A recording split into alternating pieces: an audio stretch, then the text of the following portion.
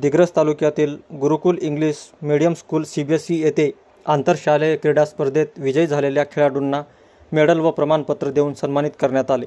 सोबतच सांघिक खेळातील विजयी संघांना मेगा स्पोर्ट्स 2023 पुरस्कार व प्रमाणपत्र देऊन सन्मानित करण्यात आले। सदर बक्षीस वितरण समारंभ हे सलग 3 दिवस आयोजित करण्यात आला होता। दिनांक 23, 24 व 25 एप्रिल रोजी बक्षीस वितरण करण्यात आले। पहिल्या दिवसाच्या बक्षीस वितरण समारंभाला धनुर्विद्या प्रशिक्षक सुरेंद्र राठोड यांच्या हस्ते वर्ग 1ली ते 3रीच्या विद्यार्थ्यांना प्रमाणपत्र व मेडल देण्यात आले। दिनांक 24 एप्रिल रोजी वेटलिफ्टिंग प्रकारातील राष्ट्रीय खेळाडू फैजान शेख यांच्या हस्ते वर्ग 4थी ते 6वीच्या विद्यार्थ्यांना प्रमाणपत्र व मेडल प्रदान करण्यात आले।